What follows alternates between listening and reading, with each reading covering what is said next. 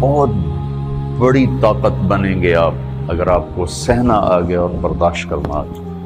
کیونکہ جب آپ برداشت کرتے ہیں نا تو اندر میں ایک طاقت پیدا ہوتی ہے.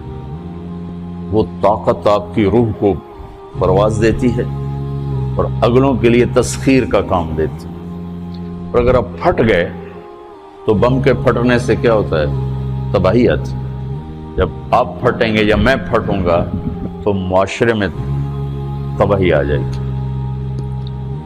تو اس کے لیے آپ دو چیزوں کا اہتمام فرمائیں. ایک اپنی زبان کی حفاظت فرمائیں. آپ اس 400 کے معاشرے میں کوئی غیبت کرنے والا نہ ہو، کوئی جھوٹ بولنے والا نہ ہو، کوئی کسی کو طنز کرنے والا نہ ہو، تانا دینے والا نہ ہو. ایسی بات جو کسی کے دل پہ جا کے چوٹ مارے اس سے آپ اپنی زبان کو صاف کر لیں. کبھی اس پہ قابو پا سکیں گے، کبھی نہیں، کبھی رہ جائے گا، کبھی ہو جائے گا. تو جب ہاتھ سے نکل جائے بات تو پھر اللہ نے ہمارے لیے توبہ کا دروازہ رکھا ہے. 2 نفل پڑھو، اللہ سے معافی مانگو، جس پر زیادتی اس سے جا کے معافی مانگو. اس سے آپ کی مزاج میں ٹھہراؤ آ جائے گا.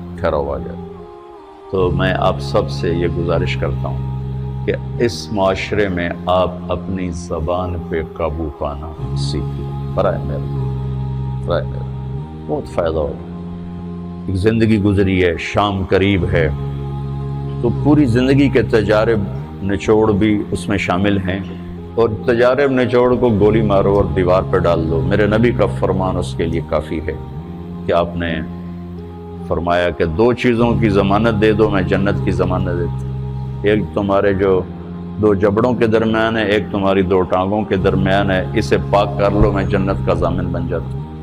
اور معاذ بن جبل سے فرمایا کہ تمہیں پورے دین کا نچوڑ بتاؤں. کہ جی کیا تو آپ نے اس حدیث کو میں نے پتہ نہیں ہزاروں لاکھوں دفعہ بیان کر دیا ہے اور ہر دفعہ بیان کیا ہے کہ اچھا یہ ایسے کر کے کیوں فرمایا؟ یہ پہلے کیا پھر کہا کف ھذا. اور کہا کس کو ہے؟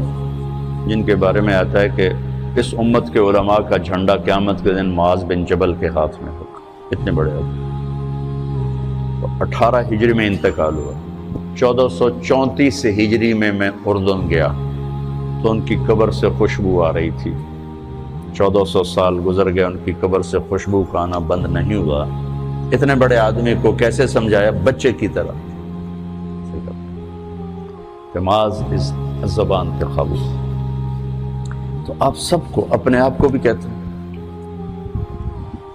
وہ عرب خطیب کہتے ہیں اوصیکم نفسی اولا وایاکم کر کے عام طور پہ خطبہ شروع کرتے ہیں.